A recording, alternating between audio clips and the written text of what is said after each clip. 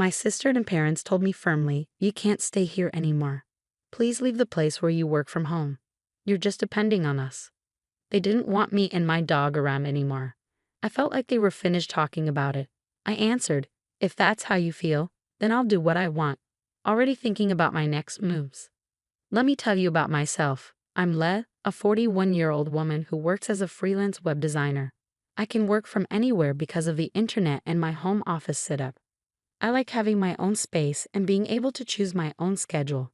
But things changed 5 years ago when my parents showed up at my house without warning. When they arrived, they started looking around and hinted at big changes. "Your house is big, Lisa," my mom said, glancing around. "It seems like we could live here too, especially with that spare room," my dad added. They seemed to think they could move in with me without even asking. But I never wanted to live with them, and I told them so. "Wait a minute. I don't want to live with you," I said, surprised by their suggestion. "What are you even talking about?" My dad got really mad and snapped back at me. "You've basically taken control of this house, claiming it was from your Uncle Michael, and now you're acting like it's yours. You're sinking pretty low." I tried to explain the truth, saying, "I didn't just take it. I talked to Uncle Michael, and he agreed to give it to me." But my parents were already set on moving in. They said, "Our old house is falling apart, and we can't stay there anymore." Since my mom didn't work and my dad's job didn't pay enough for big repairs, they felt like they had no choice but to move into the house Uncle Michael left me.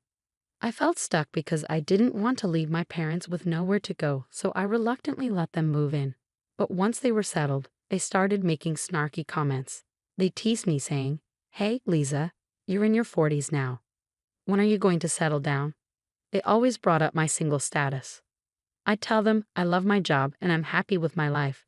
But they and others kept worrying about my love life, thinking I should do what my sister did and get married. But my sister's married life wasn't all smooth sailing either. Still, I wasn't bothered by their comments. I kept telling them that I'm happy with how things are. But one time, my mom overheard our conversation and jumped in. "Don't talk about your sister like that. She's married and has a stable job," she interrupted. I defended myself, saying, "I might not be married, but I have a good job too." But my mom didn't buy it. She kept criticizing me, saying, "You're always on your computer. Are you even making money legally?" I stood my ground, saying, "I earn my money honestly through my work. You don't need to worry." My mom didn't like my answer and scolded me, saying, "How dare you talk back to me? You're nothing like your sister." Being compared to my sister by our parents was something I was used to. She worked in an office temporarily while I chose to work from home. Even though I knew our parents might not understand working remotely, it still hurt to be put down all the time. One day, while I was cooking dinner, the doorbell rang unexpectedly. I was surprised to find my sister Carol there, carrying a lot of luggage. "Hey Carol, what's up?" "It's been a while," I said, surprised by her sudden visit. "I know it's sudden, but I'll be staying here from now on," Carol said urgently. I was confused and said, "Staying here? I didn't hear anything about this." Carol explained, "Didn't Mom and Dad tell you? I got divorced, so I'll be staying with you now." Even though I was shocked at first, I tried to be welcoming and didn't show my surprise. Carol went upstairs and claimed an empty room as hers. My parents supported her, and I couldn't say anything against it. After that, my stress levels went up. Carol, since her divorce, had quit her job and spent her time gossiping about me with our mom. "Mom, do you like this dress?"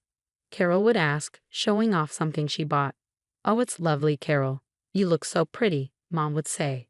Then Carol would turn to me and say, "What do you think? It's not something Lisa would wear, right?"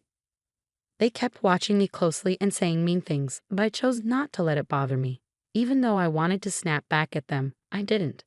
I realized that if I reacted to their mean words, it would only make things worse. So I stayed strong and didn't let their teasing get to me. One day, I decided to focus on my own happiness no matter what others said.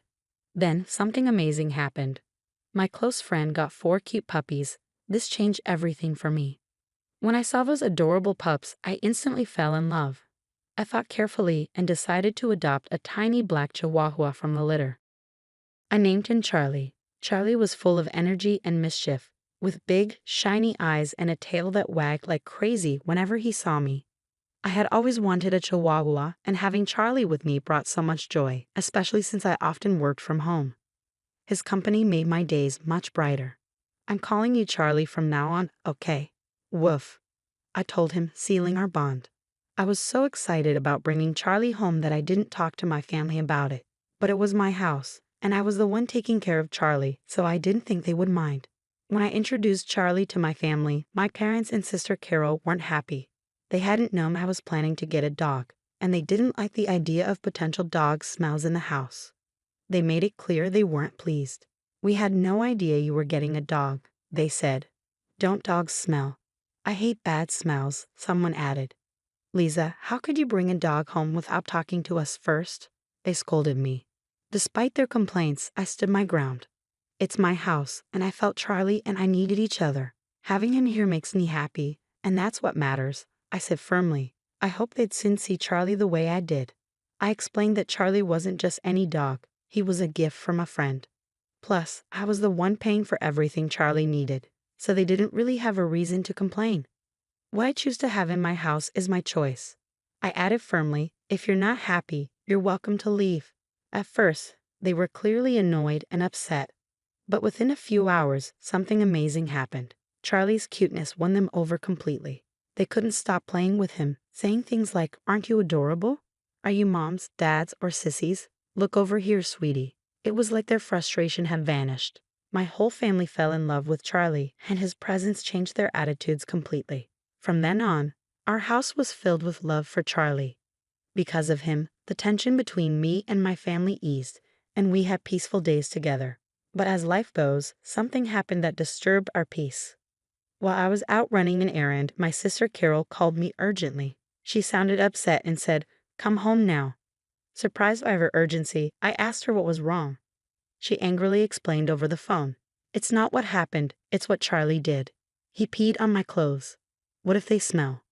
I tried to reassure her, saying just wash them quickly and they'll be fine. Plus, isn't it your fault for leaving your clothes on the floor? Carol shot back, "What? It's my fault. It's your lack of training that's the problem." I sighed, realizing it was a small issue. "Calm down, Carol. Charlie is still a puppy. If you take him for a walk, he won't go in the house." "Weren't you planning to walk him today?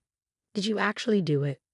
I had planned to take Charlie for a walk later that day, but I didn't realize it would cause such chaos in my family. The problem was that I hadn't properly trained Charlie, our beloved dog, and now we were facing the consequences.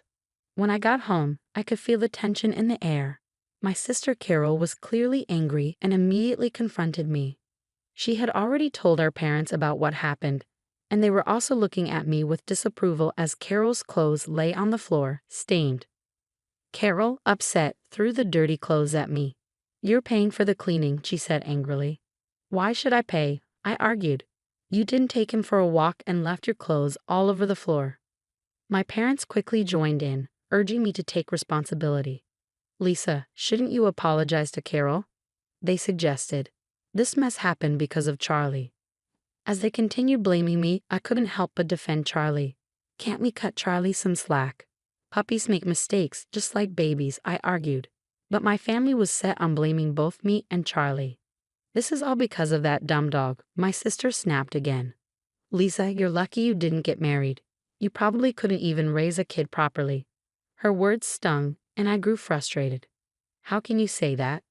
I protested. "If you had taken him for walks and kept the house clean, none of this would have happened." My sister had had enough. She pointed at me and said, "I'm done with this." Things had gone from a simple pet accident to personal attacks, showing there were bigger issues within our family. Despite the tension, I knew it was important to stay calm and talk things through, focusing on training Charlie and improving communication within our family. Her words hit me hard. "What?" I said, shocked. "Did you really just say that?" I'm standing my ground, my sister said firmly. "We don't need someone like you here, wrecking our home," she continued, her words cutting deep, especially since she knew I didn't have a job at the moment. I was stunned. Didn't they realize I was the one paying the bills? As I stood there, shocked by my sister's hurtful words, even my parents sided with her. "You should leave, Lisa.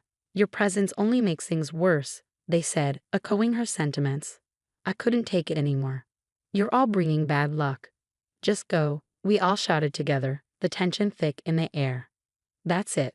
I've had enough, I finally said. If this is how it's going to be, fine. With that, I took charge. I quickly packed my things and left the house with Charlie wrapped in a towel. Revenge crossed my mind, but I knew this wasn't the end. A few days later, as I expected, my sister called me in a panic. "Lisa, help. What's going on with the house?" she asked, sounding anxious.